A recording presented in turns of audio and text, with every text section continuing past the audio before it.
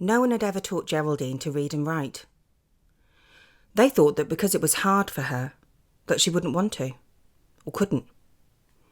But hard doesn't mean impossible.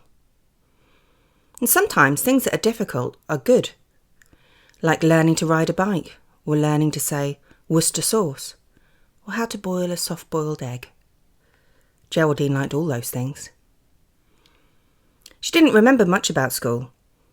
She knew that she'd gone, but had a feeling that it wasn't for very long. She was at home with Mum as a child, she recalled. Mum taught her numbers while they made scones. A house filled with doughy cinnamon and squidgy sultanas, and they ate them warm with butter while they counted the raisins. Geraldine usually won, because she always ate too. Mum told her that different doesn't mean bad, it just means different. And one day she wouldn't have to worry about anything, because she would have all the money she needed, and someone could take care of her if that's what she wanted. Or she could fall in love, get married, if that's what she wanted, if that's what she liked. Remembering Mum made her feel a calmness settle across her skin. A tingle, a prickle, but a good one. It was fresh and reminded her of damp grass in the morning, or sea mist. Geraldine liked sea mist. Paul said she was too stupid to learn, that it would hurt her little head, that it would tire her out.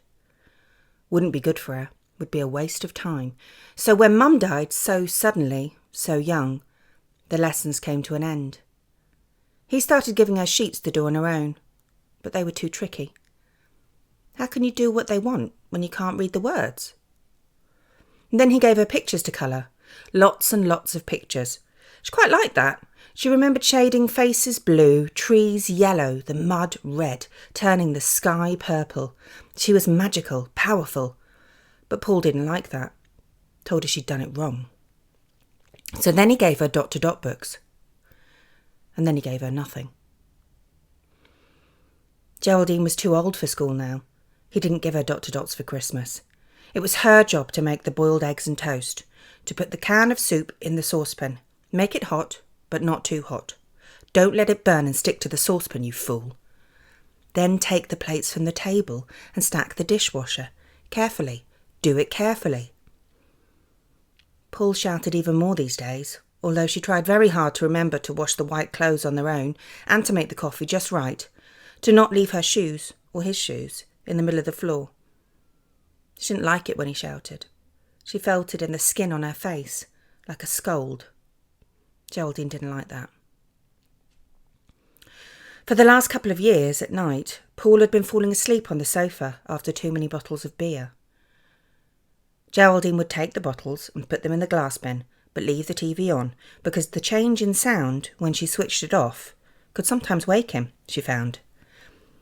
She would sneak up to her room with his tablet cradled under her arm and let it illuminate a tent of sheets as she tapped its screen under the covers. She had to remember to put it back before the morning. Geraldine always remembered. At first she'd used it to watch cartoons and funny videos of cats.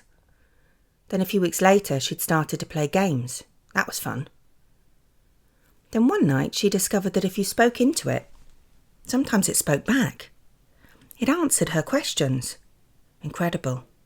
And she found that she could listen to books too, listen to words, that it could read words, read aloud, her words, that she could write notes and messages. She stayed up for hours, pressing things, trying things, getting it wrong sometimes. She often got things wrong, but she carried on. It was a bit hard, but that didn't mean it was bad. Geraldine's skin tingled like it was covered in sea salt. Magical, powerful, she watched the dark light turn to bright light around her as she stayed awake until dawn, but she did not care. In the morning, Paul was still lying on the sofa when she came down. He was rubbing the skin on his eyes hard. He was circling his fingers in his eye sockets. He turned, eventually, towards her as she approached him. He let his arms fall, heavily, by his side. "I need coffee," he said. She didn't answer, and she walked towards him, still carrying his tablet. Bold, brave. But he had not even noticed. All those times she had snuck back into his bedroom or crept downstairs to put it in his bag. and he didn't even notice. "What?" he snapped when she stood before him. "I've been listening to my stories," she said. "Good for you." "I wrote a note for you," she said. He snorted. "Right, well, coffee first." "No," she said. "Read it now. Please read it now." She could hear her voice up high, tight, like a little girl, a child, and louder than usual, like a risk. He started to sit up. "What the—" She shoved the tablet in front of his face. He pushed it away, irritated, as an unwanted cat, something to swat, but she left it there. She didn't move. "I did it," she said. "I did it."